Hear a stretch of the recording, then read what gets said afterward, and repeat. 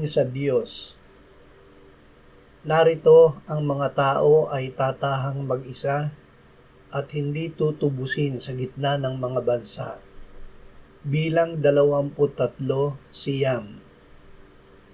Tayo na mga sumampalataya sa Panginoong Hesus ay iniligtas at ihiniwalay niya na maging tanging Kanya, na namumuhay at nananahang mag-isa kasama niya, hindi ng mundo, ng laman o ng diablo.